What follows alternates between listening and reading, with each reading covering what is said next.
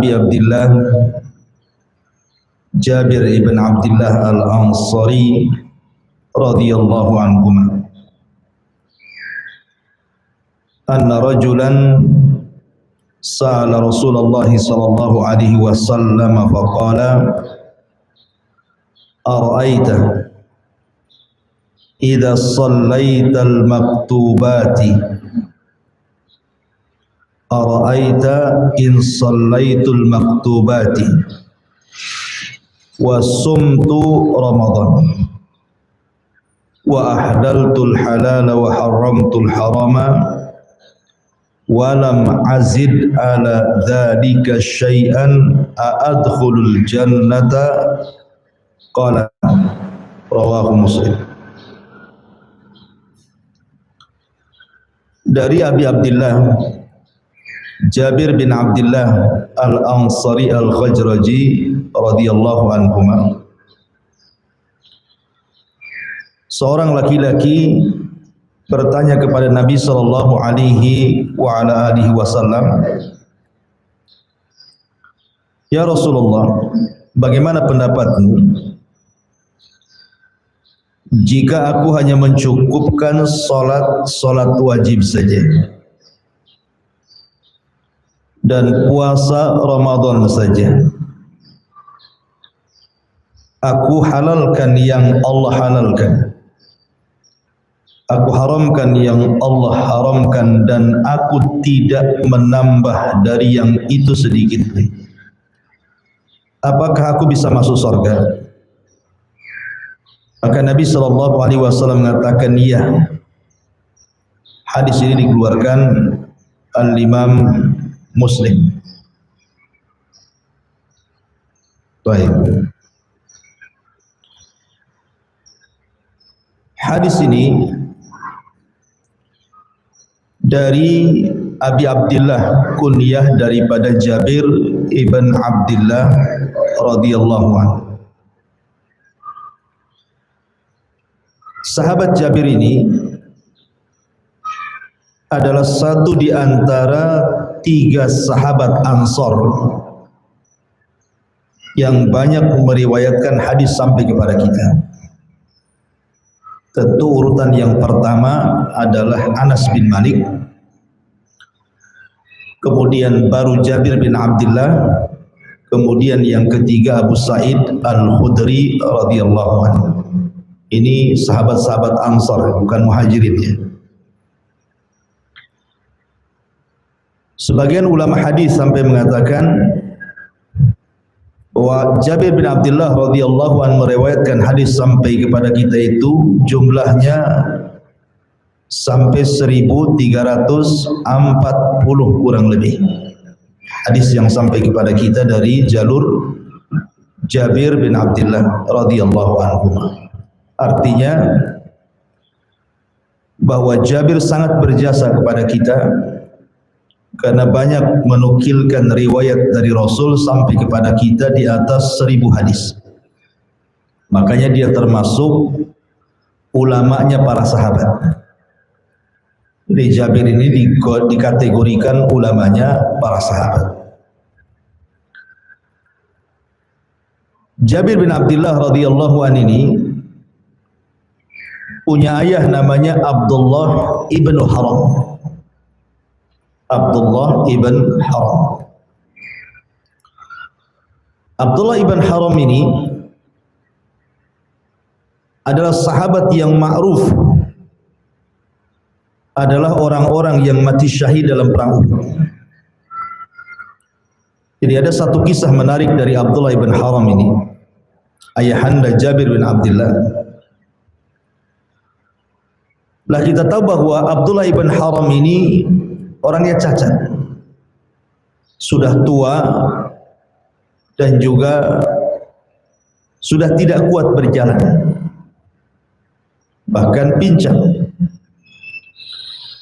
Tetapi karena dia ingin berjihad di jalan Allah Subhanahu wa taala, akhirnya dia datang kepada Nabi sallallahu alaihi wasallam minta dilibatkan ikut perang Uhud.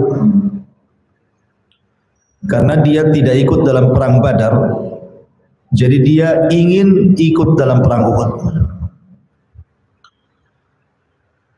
Kita tahu bahwa Abdullah ibn Haram ini semua anak-anaknya perempuan. Yang laki-laki cuma satu, Jabir. Sampai anaknya itu 9 semua perempuan. Jadi yang laki-laki adalah Jabir bin Abdullah.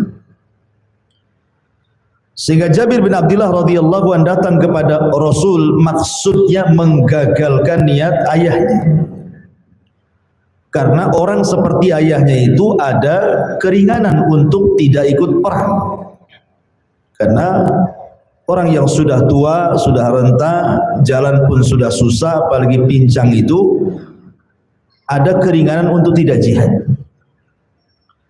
Tapi karena kecintaan Abdullah ibn Haram kepada jihad ini luar biasa, dia tidak mau dibatalkan. Dia marah sama anaknya Jabir. Kemudian dia mengadu kepada Nabi SAW. Maka Jabir pun kemudian dipanggil oleh Rasul, kenapa dia melarang ayahnya, sementara ayahnya ingin jihad. Ya jelas Jabir bin Abdullah punya alasan, ayahnya sudah tua, apalagi anak-anaknya banyak dan masih kecil-kecil. Tetapi ayahnya kemudian mengatakan kepada Jabir bin Abdullah radhiyallahu an, kalau bukan karena sorga wahai putraku, aku siap digantikan posisiku. Laulal jannah la afartuka iya. Kalau bukan,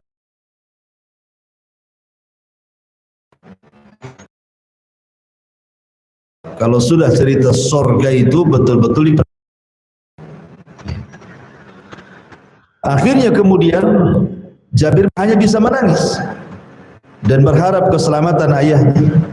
Akan tetapi Allah Subhanahu wa taala takdirkan justru ayahnya adalah orang yang pertama mati syahid di perang Uhud dan masuk pada 70 syuhada Uhud.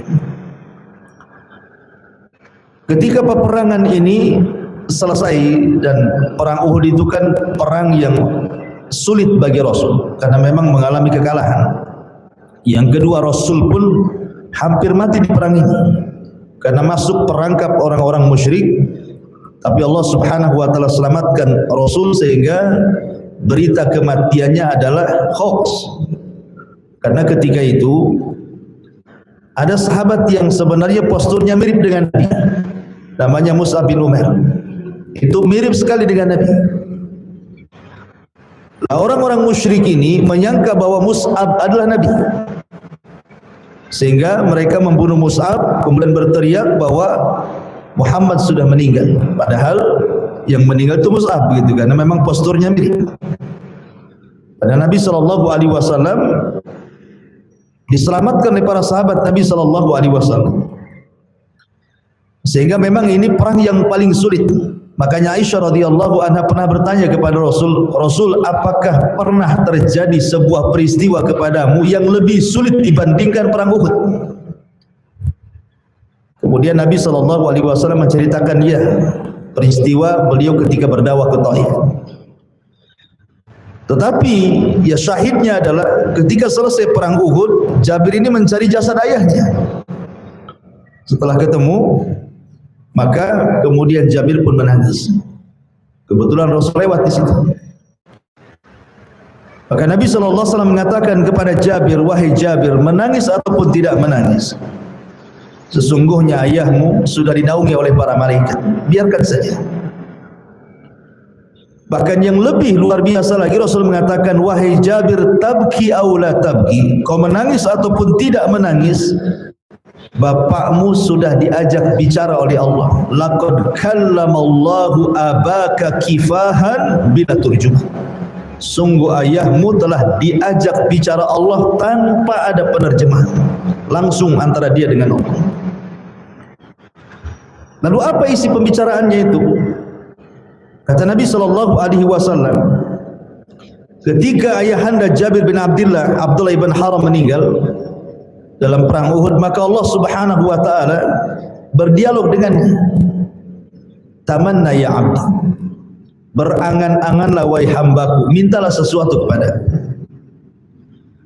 Maka ayahanda Jabir bin Abdullah mengatakan kepada Allah Azza wa Jalla, atamanna an uqtal marratan tsaniyah. Aku hanya ingin kau hidupkan kembali sehingga aku bisa perang kedua kalinya, sehingga aku bisa mati syahid kedua kalinya. Tapi Allah mengatakan mustahil. Orang mati tidak mungkin dihidupkan. Yang lain saja. Maka kemudian ayahanda Jabir mengatakan, kalau begitu sampaikanlah kondisiku kepada Jabir putraku dan kepada para sahabat yang lain tentang posisiku di dekat ya Allah. Maka Allah Subhanahu wa taala ketika itu turunkan ayat kepada Rasul, wala tahsabanna alladziina qutilu fi sabilillahi amwatan bal ahya 'inda rabbihim yurzaqun. Allah mengatakan dalam Al-Quran, apakah mengira, kalian jangan pernah mengira bahwa orang-orang yang mati syahid itu mereka mati, tidak. Bahkan mereka tetap hidup dan mereka mendapatkan rizki di sisi Allah Subhanahu wa ta'ala. Jadi memang luar biasa. Ayahanda Jabir itu seorang pejuang gitu ya, sehingga wajar kalau seandainya anaknya juga Jabir bin Abdullah radhiyallahu anhu mengikuti jejak ayahnya. Dan dia orang yang paling dekat dengan Nabi sallallahu alaihi wasallam dan bermulazamah dengan Rasul sehingga menjadi ulamanya para sahabat. Ada sedikit kisah dari Jabir, karena kita tahu bahwa Jabir ini harus mengasuh adik-adiknya dan semuanya perempuan. Jadi suatu hari dia kelihatan berdandan dengan dandanan yang cantik, wangian yang wangi, tiba-tiba lewat dekat Nabi sallallahu alaihi wasallam. Kemudian Rasul bertanya, dari mana engkau hai Jabir? Maka Jabir mengatakan, aku barusan menikah wahai Rasul. Maka Rasul mengatakan, apakah dengan janda ataukah dengan gadis? Maka Jabir mengatakan, dengan janda wahai Rasul. Kata Nabi SAW, kenapa tidak dengan gadis? Supaya engkau bisa lebih lagi sayang dengannya. Maka maka Jabir mengatakan, tidak wahai Rasul, karena aku mencari calon itu bukan hanya sekedar mencari istri, tapi juga mencari ibu bagi adik-adikku. Menunjukkan bahwa Jabir masih mengajarkan kepada kita sebuah ikatan silaturahim dengan keluarga. Namanya ini ikatan silaturahim dengan keluarga kan? Karena dia ingin merawat adik-adiknya, sehingga dia mencari istri yang jauh lebih tua dibandingkan dirinya dan seorang janda, supaya terawat adik-adiknya gitu maksudnya. Dan ini juga hikmah tentang pentingnya seseorang itu dekat dengan keluarga gitu maksudnya. Seperti yang dilakukan oleh Jabir ibn Abdullah radhiyallahu anhu. Bahkan Nabi SAW saking sayang dengan Jabir pernah mendoakan ampunan dalam satu malam itu 25 kali kepada Jabir itu. Rasul berdoa kepada Allah, Allahumma ighfir li Jabir, Allahumma ighfir li Jabir, Allahumma ighfir li Jabir, ya Allah ampuni Jabir, ya Allah ampuni Jabir, ya Allah ampuni, sampai 25 kali. Dan ingat, kalau Nabi SAW yang berdoa pasti dikabulkan, apalagi doa kebaikan. Dan Jabir bin Abdullah sangat berjasa kepada kita karena banyak meriwayatkan hadis Nabi SAW sampai kepada kita. Taib. Jabir ini menceritakan kepada kita tentang seorang laki-laki. Seorang laki-laki. Ada yang mengatakan maksudnya Jabir itu menceritakan seorang laki-laki dan namanya adalah Nu'man ibn Qawqal al-Khara'i.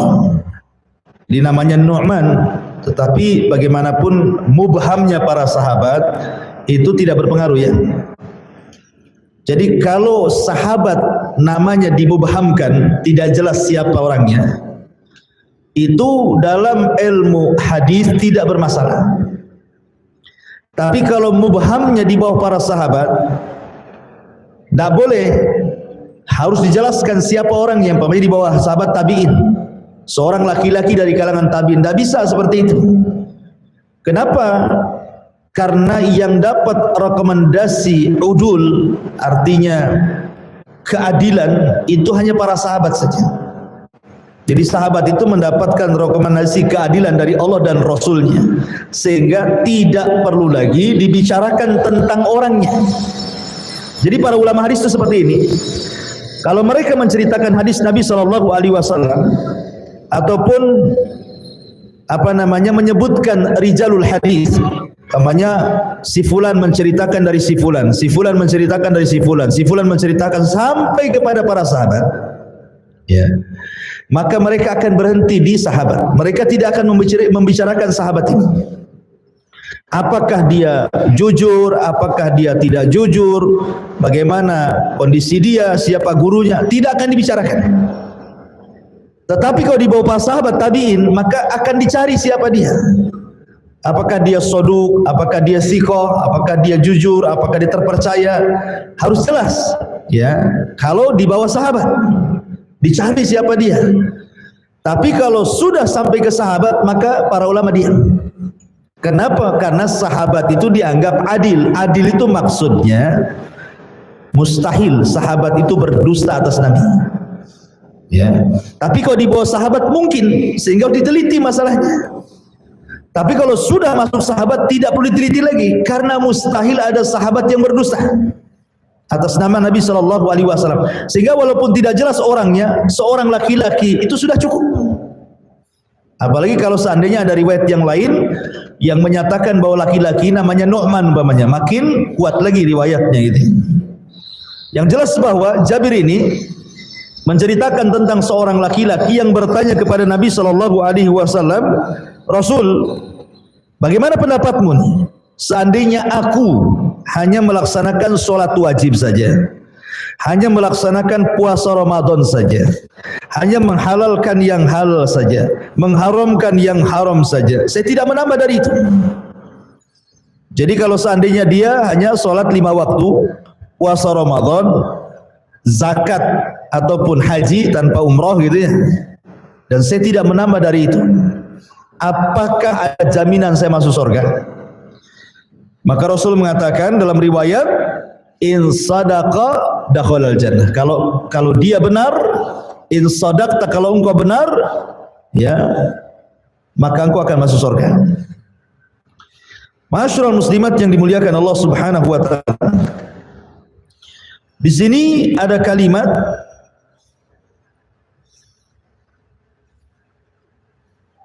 aku halalkan yang halal, aku haramkan yang haram. Kalimat aku halalkan yang halal, aku haramkan yang haram. Kalau sholat 5 waktu sudah jelas, puasa Ramadan sudah jelas gitu. Kemudian kalimat aku halalkan yang halal maknanya, maksudnya di sini aku meyakini bahwa yang halal itu adalah halal, dan aku meyakini bahwa yang haram itu adalah haram. Kemudian saya tidak menambah dari itu, apakah saya masuk surga? Kata Rasul, kalau engkau benar kau masuk surga. Tapi masalahnya begini Bu ya, orang ini kan hanya melaksanakan yang wajib tetapi meninggalkan sunnah, kan hanya memfokuskan yang wajib saja. Jadi orang ini tidak sholat sunnah, hanya sholat wajib saja, tidak pernah puasa sunnah, hanya puasa Ramadan saja, tidak pernah sedekah, hanya zakat saja, tidak pernah umroh, hanya haji saja. Kemudian dia mengatakan, apakah kalau saya berhenti sampai di sini, saya masuk surga? Kata Rasul, ya. Dari sini kata para ulama bahwa memang kalau orang cukupkan yang wajib itu bisa menjadi jalan menuju surga. Tetapi ingat, surga itu bertingkat-tingkat. Ya, surga itu bertingkat-tingkat. Dan orang yang masuk surga pun bertingkat-tingkat. Bukan hanya surganya, orang yang masuk surganya pun bertingkat-tingkat. Makanya kenapa Allah Subhanahu wa taala ketika menyebutkan 3 tingkatan orang yang masuk surga itu, yang pertama sabiqun bil khairat, orang yang berlomba-lomba dalam kebaikan. Yang kedua muqtasid, pertengahan. Yang ketiga zalimun li nafsi, orang yang mendolimi dirinya sendiri. Sabiqun bil khairat, mereka adalah orang-orang yang melaksanakan yang wajib, melaksanakan yang sunnah, dan meninggalkan hal-hal yang tidak bermanfaat bagi hidupnya. Mungkin mereka para nabi, ya kan? Para nabi lah mungkin sabiqun bil khairat, atau mungkin para sahabat Nabi sallallahu alaihi wasallam. Tapi di sana ada muqtasid. Ini urutan yang kedua, muqtasid. Dia hanya menjalankan yang wajib, kemudian juga menjalankan yang sunnah, tapi mungkin sekali-kali terjerumus kepada hal-hal yang diharamkan. Dia melaksanakan wajib, melaksanakan sunnah, tapi mungkin sekali-kali dia masuk ke perkara-perkara yang diharamkan. Kalau yang pertama kan tidak sama sekali, dia meninggalkan yang haram, menikmati yang halal, yang sunnah dikerjakan, yang wajib dikerjakan, yang mubah pun ditinggalkan. Sempurnalah as-sabiqu bil khairat ini. Tapi yang kedua ini kurang sempurna karena masih melakukan yang haram. Ya. Kemudian yang ketiga, zalimul nafsi. Dia zalim kepada dirinya. Ya, terkadang melaksanakan yang wajib, terkadang meninggalkan. Bahkan cenderung meninggalkan sunnah Nabi SAW gitu kan. Tetapi tiga-tiganya masih ada kemungkinan masuk surga. Ya. Makanya surga itu bertingkat-tingkat gitu. Ada yang direct masuk surga, langsung dia masuk surga. Seperti umpamanya 70.000 orang yang masuk surga tanpa hisab dan azab. Itu kan direct gitu. Karena tanpa hisab, nggak mungkin tinggal di padang mahsyar, berarti langsung masuk surga.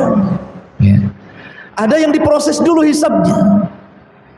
Ada hisabnya mudah, ada hisabnya sulit, ada masuk neraka dulu, kemudian setelah itu dibersihkan dosanya, baru kemudian diangkat dan dimasukkan ke dalam surga. Jadi surga itu bertingkat-tingkat. Jangan kemudian kita berdalil dengan hadis ini, kemudian mencukupkan yang wajib, kemudian meninggalkan yang sunnah. Saya yang wajib-wajib saja Ustaz. Kenapa? Ini ada hadisnya. Ya. Bahwa orang yang mencukupkan yang wajib saja, sahabat ini mengatakan masuk surga. Ingin saya seperti sahabat inilah umpamanya. Jangan kemudian dijadikan dalil hadis ini ibu-ibu meninggalkan sunnah. Karena Imam Al-Qurtubi rahimahullah ta'ala mengatakan, man taraka sunnata jumlatan, barang siapa yang meninggalkan sunnah secara jumlah, memang dia tidak, anna a'zamal wajibati 'alal muslim as-salawatul khamsun, bahwa seagung-agungnya kewajiban atas seorang muslim adalah salat 5 waktu, karena salat ini penentu semua amalan. Syekh Shalih Fauzan hafizahullah ta'ala pernah ditanya tentang orang yang berkorban dan meninggalkan sholat. Kan banyak tuh orang korban, dia tidak sholat, tapi kalau waktunya korban, mau dia korban. Mungkin dia kerja di laut, ya kan, atau kerja di mana orang kaya lah, nggak pernah sholat. Tapi kalau Idul Adha, satu sapi dia korban, ngalahi orang-orang yang sholat.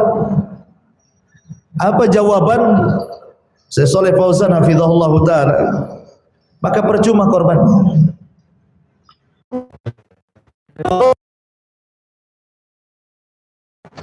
Jadi orang yang meninggalkan sholat itu bisa kafir, dan Allah tidak akan menerima amalan-amalan orang-orang yang kafir.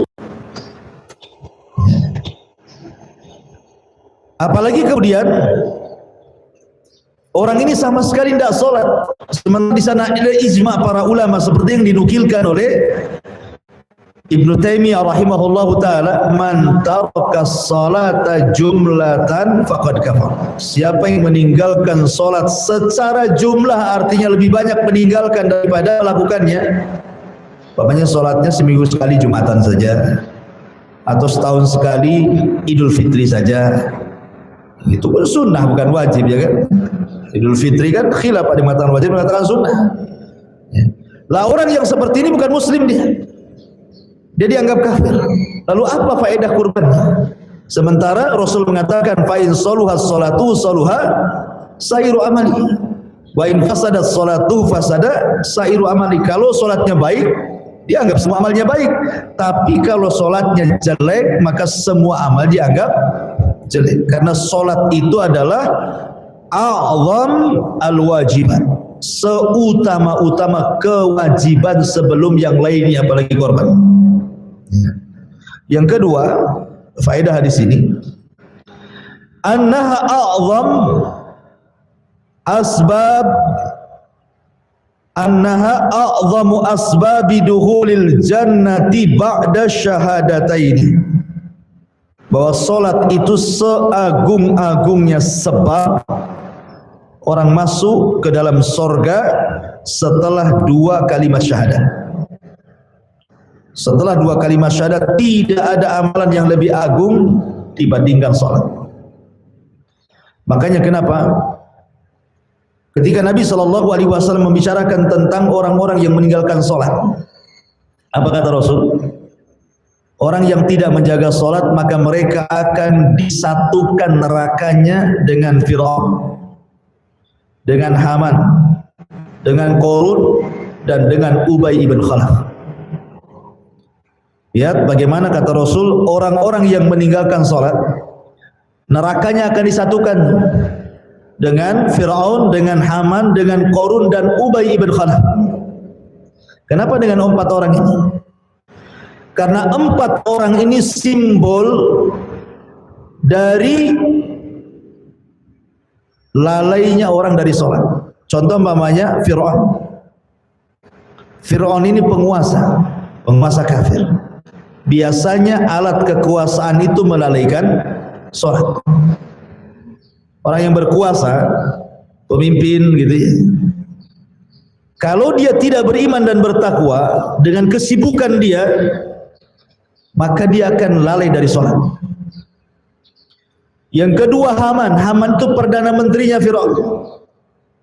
Sama juga, perdana menteri ini ataupun menteri-menteri ini, kalau mereka gitu ya tidak beriman kepada Allah, maka dengan kesibukan mereka bisa melalaikan dari sholat. Kemudian Qarun itu simbol dari kekayaan, kan, orang kaya. Ya. Maka kekayaan itu alat maksiat. Biasanya orang kaya kalau tidak beriman lalai dari sholat. Kemudian Ubay bin Khalaf seorang peniaga, handal, hasil, pembisnis ya. Pembisnis itu kalau tidak beriman kepada Allah maka akan melalaikan sholat. Karena jangan lagi cerita pembisnis besar gitu ya. Kadang-kadang baru jualan cilok saja sudah malas sholat. Baru cilok tuh dijual. Kalau udah banyak gitu ya. Karena memang berniaga itu bisa melalaikan gitu ya. Makanya kenapa kemudian Rasul mengatakan siapa yang tidak menjaga sholat satu neraka dengan 4 orang ini. Naudzubillah. Ya. Kemudian yang nomor 3, anna siyama syahri Ramadan min a'zami furudil Islam. Yang ketiga bahwa puasa bulan Ramadan juga seagung-agungnya kewajiban Islam. Kemudian anna min asbabi dukhulil jannah al-imanu bil halali wal harami bi'timadi hillil halali wa tahrimil harami. Di antara sebab besar masuk surga adalah keyakinan dengan yang halal dan yang haram, dengan betul-betul beriman dan meyakini halalnya apa yang Allah halalkan dan haramnya apa yang Allah haramkan. Ini berusaha di masyarakat ini kan kadang-kadang orang ini kurang waro. Kurang waro artinya waro itu berusaha untuk memilah-milih mana yang halal, mana yang haram, mana yang syubhat gitu ya. Sebab Nabi SAW pernah mengatakan bahwa di akhir zaman orang itu sudah tidak akan peduli saat mengambil harta itu apa dengan cara yang halal, apa dengan cara yang haram. Tak peduli itu. Yang penting untung. Ya kan? Yang syubhat saja dilabrak. Kalau syubhat dilabrak pasti akan menjurus kepada yang haram. Maka di sini ada perintah wara agar kita wara. Karena salah satu kebahagiaan dan ibu akan rasakan kebahagiaan itu kalau melakukan 4 perkara. Coba saja. Pertama lakukan perintah. Yang kedua jauhi larangan. Yang ketiga nikmati yang dihalalkan. Yang keempat jauhi yang diharamkan. Kalau 4 perkara ini kita lakukan, ini kan simpel nih 4 perkara ini. Tapi inilah kunci kebahagiaan. Ulama mengatakan miftahus sa'adah, Kunci kebahagiaan itu kalau kita bisa melakukan yang diperintahkan, menjauhkan yang dilarang, menikmati yang dihalalkan, menjauhi yang diharamkan, bahagia kita ini. Simpel, ya. Tapi memang berat gitu ya. Walaupun simpel tapi berat. Kemudian juga yang nomor 5, wujubu ijtinabil harami wa anna ijtinabahu min asbabin najati. Wajib meninggalkan yang haram karena meninggalkan yang haram itu sebab selamatnya orang. Kemudian yang nomor 6, annal halal anna ihlalal halali yaqtadi istibahatal mubahi wa fi'lal wajibati wal mustahabat. Bahwa menghalalkan yang halal itu konsekuensinya adalah membolehkan perkara mubah, mengerjakan yang wajib, dan juga mengerjakan yang sunnah. Jadi maksudnya kalau ibu melakukan sunnah ataupun wajib, maka yang bisa merangsang perbuatan-perbuatan itu dengan cara menghalalkan yang halal. Makan yang halal, minum yang halal, pakaian yang halal, semua yang halal. Itu akan merangsang untuk melakukan kewajiban. Tapi kalau orang dilumuri dengan yang haram, itu pasti malas ibadah. Orang kalau makan haram, minum haram, pakaian haram, hasil haram, itu malas ibadah. Jangan cerita wajib, yang sunnah saja malas. Makanya kenapa ada erat kaitan antara barang-barang halal itu dengan ketaatan kepada Allah Subhanahu wa taala. Karena di antara salah satu penghalang doa pun adalah memakan yang haram kan gitu. Kemudian juga isbatul jazai. Di sini ada penetapan balasan. Maka al jazau min jinsil amal kan itu ya. Bahwa balasan itu disesuaikan dengan amalan.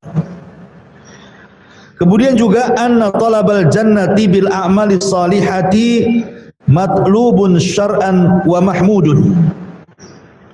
Bahwa mencari surga dengan amal saleh adalah sangat-sangat dihajatkan secara syar'i dan dipuji.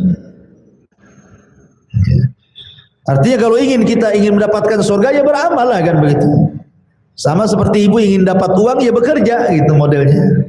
Tidak mungkin orang menghayal ingin masuk surga atau Allah masukkan ke surga sama dengan orang yang menghayal ingin uang tapi tidak mau kerja gitu. Ya tidak mungkin dikasih uang. Karena doa saja tidak cukup, harus ada sebab, dan sebabnya itu ya harokat gerakan kita lah sebab itu. Makanya ketika ada seorang anak kecil suka membantu Nabi, anak kecil masih remaja suka bantu Nabi. Kadang-kadang tengah malam anak kecil ini menyediakan tempat wudhu Nabi. Kemudian membantu mencucurkan air wudhu Nabi. Sehingga Nabi SAW takjub dengan anak remaja ini, saya lupa namanya.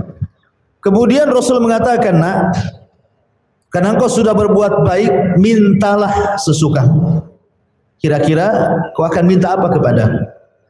Subhanallah jawaban anak remaja ini. Kalau anak remaja di zaman sekarang, anak-anak gitu ya, disuruh minta, pasti minta mainan. Ya, pasti itu minta handphone kalau zaman sekarang ya. Tapi anak muda ataupun anak remaja ini mengatakan dengan jawaban yang luar biasa. Saya hendak dan inginkan kepadamu ya Rasulullah, jadikan aku temanmu di surga. Tidak anak-anaknya. Dia mengatakan jadikan temanmu di surga. Luar biasa. Kemudian Rasul mengatakan baik, tapi tolong fa'inni bikasrati sujud. Tidak apa-apa, aku kabulkan permintaanmu, tapi bantu supaya keinginanmu tercapai. Banyak-banyaklah sujud, artinya banyak-banyaklah sholat. Jadi Nabi SAW tidak mengiyahkan saja iya, saya kabulkan, tetapi Rasul meminta agar engkau juga membantu agar engkau terkabulkan permintaanmu. Jangan tinggalkan sholat, gitu maksudnya. Jadi ada usaha juga di situ. Ada usaha. Contoh Jabir saja di sini kan didoakan sama Nabi bahwa Semalam pernah Rasul mendoakan Jabir itu 25 kali, ya Allah ampuni Jabir. Tapi apakah kemudian setelah dapat doa dari Rasul kemudian Jabir alhamdulillah sudah mendapatkan ampunan dari Allah, karena mungkin doa Nabi itu meleset? Tidak, Jabir tetap saja dia Jabir, tetap belajar, berdakwah, berjihad dan begitu seterusnya. Tidak ada yang berubah. Jadi sahabat itu tidak ada yang berubah. Kita lihat bahwa orang-orang yang dijamin masuk surga atas lisan Rasul itu banyak kan? Abu Bakar di surga, Umar di surga, Utsman di surga, Ali di surga, sampai 10 sahabat kan itu. Tapi lihat orang-orang yang dijamin masuk surga, apakah setelah ada perkataan Rasul mereka dijamin masuk surga kemudian hidupnya leha-leha? Tidak. Ya, justru ketika mereka mendapatkan perkataan dari Rasul seperti itu, semakin hari semakin rajin ibadah dan mengorbankan jiwa dan hartanya untuk Allah Subhanahu wa taala. Jadi bahwa kita harus paham bahwa surga itu diraih dengan amal saleh. Kemudian yang nomor 9,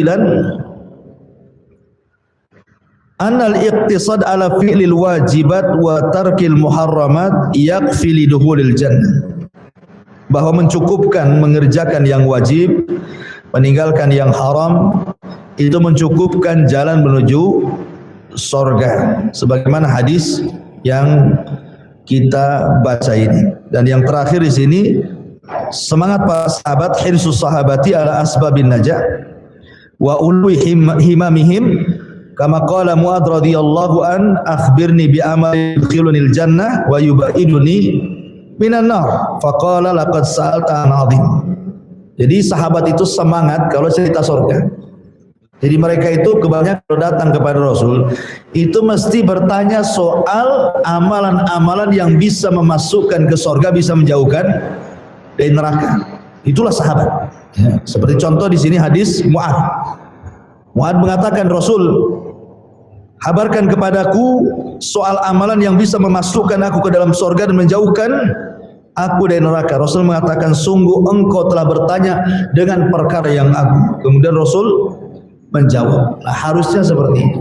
Ya, harusnya kita ini sepanjang hidup kita teruslah berusaha untuk belajar dan amalkan apa yang sudah kita pelajari, dan niatkan bahwa kita di dunia ini hanya meraih surga Allah Subhanahu wa taala. Wallahu alam. Ini secara singkat hadis Jabir bin Abdullah radhiyallahu anhu.